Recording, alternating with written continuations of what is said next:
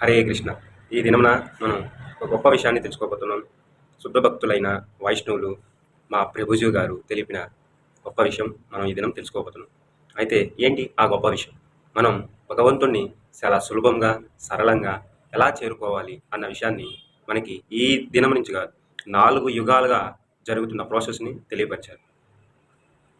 ఏ యుగంలో ఎలా భగవంతుని చేరుకోవాలో, ఇంతకుముందు యుగాల్లో భగవంతుడిని ఎలా చేరుకున్నారో అన్న విషయాల్ని మొత్తం కూడా మనకి క్లియర్గా తెలియపరిచారు. ఆ ఒక విషయాన్ని మనం తెలుసుకుందాం. అయితే మనకి 4 యుగాలు గడిచాయి. 4వ యుగంలో మనం ఉన్నాం. మొదటి యుగం పేరేంటి? ఈ యొక్క విషయాలు దేంట్లో ఉన్నాయి? నేను ఆ విషయాన్ని ఒక బుక్స్లో రాసుకున్నాను. మా ప్రభుజీ గారు తెలిపిన విషయాలు అవి మీకు చదువుతూ వివరణ చేస్తాను. శ్రీ మధ్వ భాగవతంలో పరీక్షిత్ మహారాజుకు సుఖదేవ గోస్వామి వారు ఆనాటి వారు ఆ యుగం పేరు సత్యయుగం. మొదటి యుగం పేరు సత్యయుగం. సత్యయుగంలో మానవులు 1,00,000 సంవత్సరాలు జీవించేవారు. ఆ యుగంలో మానవులు 1,00,000 సంవత్సరాలు జీవించేవారంట. అట్లు ప్రగతిని సాధించడం మానవుడు అంత దీర్ఘకాలం జీవించినా ఆ రోజుల్లో ఈ ధ్యాన యోగా ఆచరించడానికి సాధ్యపడేది. చూడండి, భగవంతుడిని దర్శనం కొరకు భగవంతుని యొక్క పాద పద్మముల దగ్గరకు చేరుకోవడానికి ధ్యాన మార్గాన్ని ఆచరించేవారంట. ఎందుకంటే ఆ దినంలో అది చాలా సరళమైనది కాబట్టి వారికి మహర్షులు కనిపెట్టిన విషయాలే. అయితే అప్పుడు 1,00,000 సంవత్సరాలు జీవించేవారు కదా. అప్పుడు 1,00,000 సంవత్సరాలు జీవించేవారు కదా.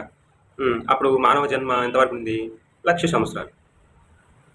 కాబట్టి ధ్యాన మార్గం కుదిరింది. ధ్యానం చేయాలంటే ఏంటి? తపస్సు. ధ్యానం అంటేనే తపస్సు, కఠోర తపస్సు. అలా కూర్చొని ఒక అరగంటో గంటో తపస్సు ధ్యానం చేస్తే భగవంతుడి దర్శనం కలగదు. అది 1,00,000 సంవత్సరాలు జీవించేవారు కాబట్టి 1,000 సంవత్సరాలు తపస్సు చేస్తే భగవంతుడి దర్శనం కుదిరింది. అది ఆ యుగానికి సాధ్యపడింది. తర్వాత రెండవది త్రేతాయుగం. ఈ యుగంలో శ్రీరాముడు జన్మించి ఉన్నారు. ఈ త్రేతాయుగంలో మానవుడు 10,000 సంవత్సరాలు జీవించేవారంట. మనకి పురాణాల్లో కూడా రాముడి గురించి తెలియపరుచున్నారు. రాముడు 11,000 సంవత్సరాలు ఈ భూమి మీద ధర్మ సత్యాలని ఎలా ఆచరించి చూపించారో మనకి తెలిసిన విషయం. శ్రీరాముడు 11,000 సంవత్సరాలు జీవించారు అని మనకు తెలియపరిచి ఉంది ఆల్రెడీ.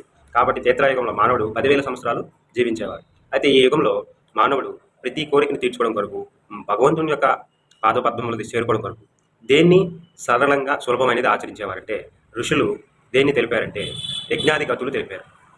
అంటే ఇక్కడ ధ్యాన మార్గం ఆచరించడానికి మానవుడి జీవితం తక్కువ అయిపోయింది కాబట్టి 10,000 సంవత్సరాలకు వచ్చేసింది జీవించడం. అంటే 1,00,000 సంవత్సరాల నుంచి 10,000 సంవత్సరాలకి జీవనాధం వచ్చేసింది. కాబట్టి ధ్యాన మార్గంలో వెళ్తే భగవంతుని చేరుకోలేమని, కాలం లేదని మానవుడికి చాలా సులభమైన మార్గాన్ని చూపించారు. ఏది? యజ్ఞాది గతుల ద్వారా, కార్యాల ద్వారా భగవంతుని యొక్క పాదపద్మములకు చేరుకోవచ్చు. తద్వారా మన కోరికలు కూడా తీర్చుకోవచ్చు అని ఆనాడు ఋషులు తెలిపిన విషయం. కాబట్టి అప్పుడు యజ్ఞాది గతులు బాగా ఉపయోగపడ్డాయి. తర్వాత మూడవ యుగం. ఇది శ్రీకృష్ణ పరమాత్మను ఉన్న యుగం. దీని పేరు ద్వాపర యుగం. ఇక్కడ మానవుడు 1000 సంవత్సరాలు జీవించేవారంట. చూడండి,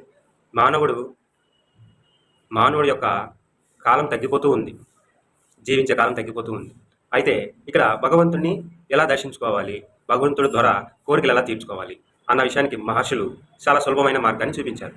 ఇక్కడ యజ్ఞాది గతులు తగ్గించారు. ఇక్కడ ఎక్కువగా ఏం పెట్టారంటే మందిరంలో శ్రీకృష్ణ పరమాత్ముడిని అర్చన చేయటం, అభిషేకాలు చేయటం, మందిరాలు కట్టించడం, దాన ధర్మాలు చేయటం, ఇలాంటి ప్రాసెస్ తీసుకొచ్చారు మన మహర్షి. ఇది చాలా సులభమైన మార్గం. ఎందుకంటే మానవుడు 1000 సంవత్సరాల కాలానికే జీవిస్తున్నాడు కాబట్టి ఇక్కడ ధ్యానం చేయడానికి కుదరదు, యజ్ఞాది గతులు చేయడానికి కుదరదు.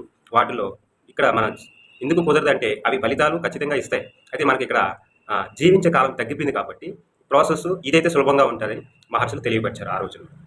తద్వారా శ్రీకృష్ణ పరమాత్మను చేరుకోవాలంటే అప్పట్లో అర్చనలు, అభిషేకాలు, మందిరాలు కట్టించడం, దాన ధర్మాలు చేయడం అని ఆనాడు తెలియపరిచారు మహర్షులు. అయితే ఇప్పుడు మనం కలియుగంలో ఉన్నాం. కలియుగంలో ఏ ప్రాసెస్ తీసుకొచ్చారంటే ఇక్కడ చాలా సులభమైన మార్గం, అన్నిటికైనా సులభమైన మార్గం ఒకటి ఉంది, దాన్ని ఆచరించండి. ఎందుకంటే ఇక్కడ మానవుడు జీవించే కాలం చాలా తగ్గిపోయింది. కలియుగంలో ఎన్ని సంవత్సరాలు జీవిస్తున్నాం? మ్యాక్సిమం ఇక్కడ ఏమంటారంటే కలియుగంలో 100 సంవత్సరాలు మానవుడు జీవిస్తున్నాడు అని చెప్పారు. అయినప్పటికీ మనం 100 సంవత్సరాలు జీవించట్లేదు. చేసుకున్న పాపకర్మల వల్ల, చెడు గుణాలు, చెడు అలవాట్ల వల్ల, చెడు వ్యసనాల వల్ల త్వరగా మరణిస్తున్నాం. కాబట్టి 100 సంవత్సరాలు కష్టంగా ఉంది. అయితే ఇక్కడ మానవుడు భగవంతుడిని ఏ విధంగా చేరుకోవాలి, భగవంతుడి ద్వారా ఎలా కోరికలు తీర్చుకోవాలి అన్న విషయాన్ని ఎలా తెలిపారంటే చాలా సులభమైన మార్గం తెలిపారు. కలియుగంలో కేవలం భగవంతుని నామాన్ని కీర్తించడం ద్వారా, అంటే ధ్యాన మార్గం, యజ్ఞాది గతులు, అర్చనలు, అభిషేకాలు ఇవి చాలా గొప్పమైన విషయాలు అయినప్పటికీ చాలా సులభమైన మార్గాన్ని తీసుకొచ్చి పెట్టారనమాట. ఎందుకంటే మానవుడికి అంత ఓపిక లేదు ఈ కలియుగంలో. ఆనాటి వాళ్ళకి ఉన్న ఓపిక లేదు కాబట్టి చాలా సరళమైన సులభమైన మార్గం తీసుకొచ్చారు. అది భగవంతుని యొక్క నామస్మరణ చేయడం వల్ల ఏంటి ఆ భగవంతుని యొక్క నామస్మరణం?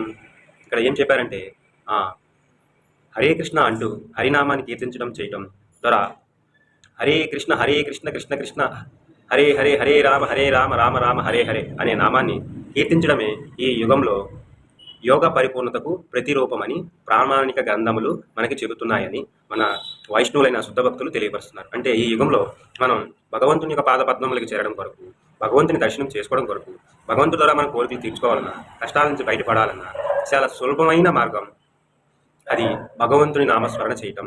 హరే కృష్ణ మహామంత్రాన్ని ఎవరైతే నిరంతరం స్మరణ చేస్తూ ఉంటారో వాళ్ళకి అన్ని కష్టములు తొలగి శ్రీకృష్ణుని యొక్క పాదపద్మములకి త్వరగా చేరుకోగలుగుతారు. అంటే త్వరగా చేరుకోగలుగుతారంటే ఏంటి? మనం ఆయుష్ త్వరగా తగ్గిపోతుందని కాదు, కష్టాలని జయించి ఆయన యొక్క దర్శనం చేసుకోగలుగుతామని, కష్టాలు తగ్గించుకొని ఆయన యొక్క దర్శనాన్ని చేసుకోగలుగుతామని ఇక్కడ తెలియపరుస్తున్నారు. కాబట్టి ఈ యుగంలో మనం చాలా సులభమైన మార్గం, చాలా సున్నితమైన మార్గం భగవంతుని నామాన్ని స్మరించడమే. అదే హరే కృష్ణ మహామంత్రం అని మన శుద్ధ భక్తులు తెలియపరుస్తున్నారు. దీన్ని మనం ఖచ్చితంగా ఆచరిద్దాం. హరే కృష్ణ.